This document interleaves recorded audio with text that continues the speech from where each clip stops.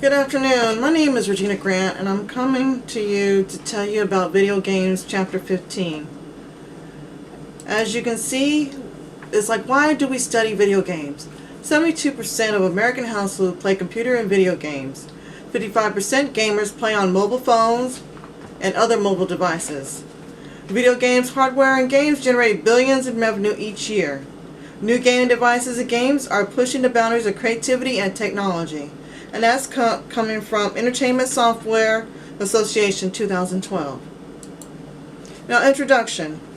Video gaming is a multi-billion-dollar industry whose cultural penetration far belly its roots, entertaining mental exercises over the over-eager engineers. It includes a variety of hardware and software, as well as multi-delivery and distribution of models. The opening day sales of Call of Duty Black Ops exceeded 360 million worldwide. Video games franchise hot media properties like Resident Evil, BioShock, Fallout, Halo, and Mass Effect, spawning multiple sequels, websites, videos, downloadable games, physical content ranging from action figures to comic books and coffee mugs. Now, the background. Video games include games with visual stimulus and played through a digitally mediated system. And it comes in sports, space, and military, and also will tell you a little bit about the history. Video games available as software and other digital systems, and they're also on home computers, mobile phones, tablets, and standalone systems like arcade cabinets, or software for gaming specific systems. Next slide. Background continues. Video game systems will have some form of display, a microprocessor, the game software, and some form of input devices. Microprocessor may be shared with other functioning devices. Input devices also involved in sophistication that from simple one-button joysticks or keyboards to replicas of aircraft cockpits and race cars. Recent controllers have integrated haptic feedback as well as accelerometers that detect the movement of controllers. Microsoft Kinect enabled games to play using three-dimensional detection of action taken by a player's body. Video gaming has advanced hand-in-hand with increases in computing power over the past 50 years. Next slide. Background continues. Video gaming spread throughout the world. Culture of video games spawned over 24 magazines and countless websites, industry conventions, professional competition, and cottage industry and online farming of in-game, massive multiplayer, online role-playing games, that's MMORPGs. Divided history of video game is in 7, 9, or even 14 different phases. Next slide. The history of video games. Divided the history of video games into, like I said, 7, 9, or even 14 different phases. It can be broken down into a few broader eras, like the early years, the rise of consoles, portable games takes off, the console wars, and pervasive online and mobile gaming. The early years, like a small hobby, many developed a large university of corporate mainframes, like Willie Higginbotham. He was a nuclear physicist with the Department of Energy, experiment with a simple tennis game from which he had developed a rudimentary analog computer. Team designers under Ralph Baer developed a variety of video games projects for the development of defense in the mid-1960s. He also developed the hockey game. Next slide. Early years continue. In 1970, game consoles began to appear, starting with the Magnavox Odyssey in 1972.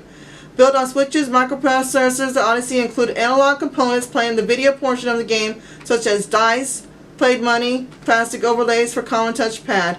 The first home-built microprocessor, coin-operated Pong game, was made by Nolan Bushnell, the Atari. And I can remember a day when I was growing up that my dad had bought me and my brother and sister an Atari, and that was our first video game. Then then he opened a sandwich shop, and then he had like video games like the arcade games like Miss Pac-Man, Centipede, Donkey Kong. And that was my first, time playing a video game. Now the rise of consoles. Like I said, the Atari 2600 led the market for home video games, sell standard consoles to insert cartridges. The ColecoVision of Intellivision, popular in the market, couldn't compare to Atari. Purchased by Warner Communications from 1977 to 1982, estimated $4 billion of Atari products. In 1981 to 1984, Atari sales went down. Launched a new system, the Sega Master Systems, in mid-1980s. The Nintendo Entertainment System, NES, home video game sales climbed, along with hardware needed to play. In 1987, the NES, best-selling toy in the United States, continued to use a character like Mario and the first popular arcade game, Donkey Kong. Today spans more than 50 titles. In mid-1980s, Commodore 64 publishers a color system game from Apple Macintosh. Point-to-click interface incorporate the standard system hardware in the game designs. In 1988, the first licensed games for Dungeons & Dragons appeared. And that was the most popular game, in my generation. Now the portal systems. In 1989, Nintendo released Game Boy. And I remember, now I have children now, and my mother was going to get my oldest son a Nintendo DS, and my youngest son, he played it all the time, and so my mom was like, well, he needs his own system, so she bought him a Game Boy. But when we were traveling, it couldn't see in the dark, so she wound up getting him a Nintendo DS also. In 1990, Sega Game Gear followed. It didn't overcome the graphics of the Nintendo catalog. Most families that own a home game console also had a handheld. Nintendo began to force Sega out of the console market in mid-90s. Nintendo DS. In 1995, the Sony launched PlayStation and pursued mature content 30 years old who started to play video games. Now I'm a generation that's about in our 30s, and now we have to have a PlayStation. I remember I also had a Sega Genesis, my second game console, when I was overseas in the military. I had a Sega Genesis, and we played Sonic and also basketball games. Now we have Interactive Digital Software Association. The Public Pressure instituted rating systems for games. So now they have rating systems like T for teenagers, M for mature audience, and E for everyone. Inform consumers about target ages for games. That was done in 2004, became the ESA, Entertainment Software Association.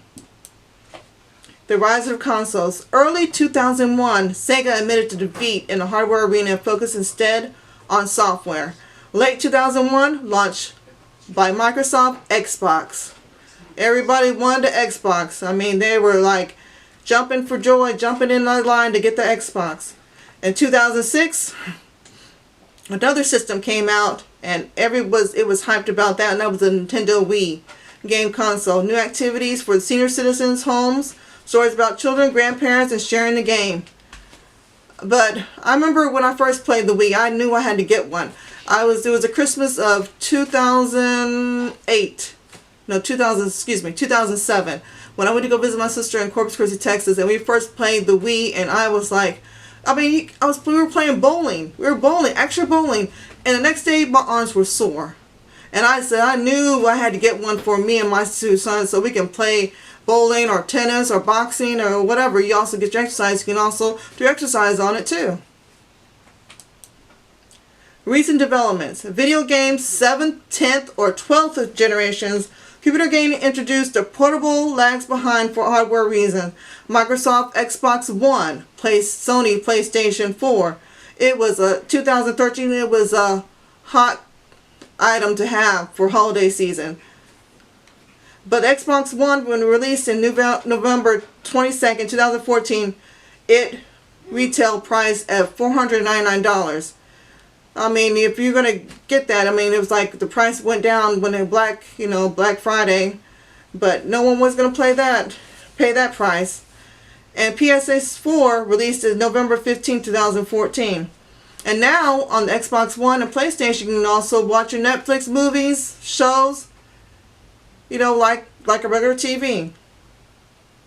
You also can play your DVDs or Blu-ray now.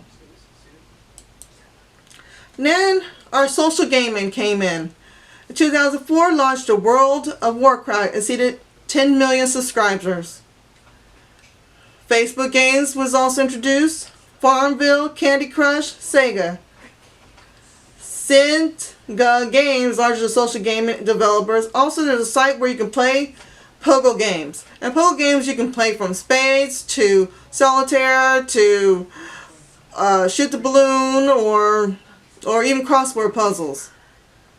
But Mnemosity also is also a thing where games where you exercise your brain. And also, that's also you can play it on your mobile devices.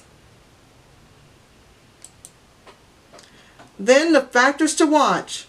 Growth in numbers, women playing video games is not all just for children, and also for men, or men playing their football games or their basketball games. Women also get into the thing and play Halo and Call of Duty, or even Wii. It accelerated 45% game playing in public, 70% increase from 2008. Adult women represent the greatest share of the market, 31%, then young males under 17, 19%. Now my question to you, do you think that video games can help a student that has been diagnosed with ADHD or any other learning disability in their cognitive skills? Which console do you prefer, a Wii, PlayStation 4, or Xbox One, and why?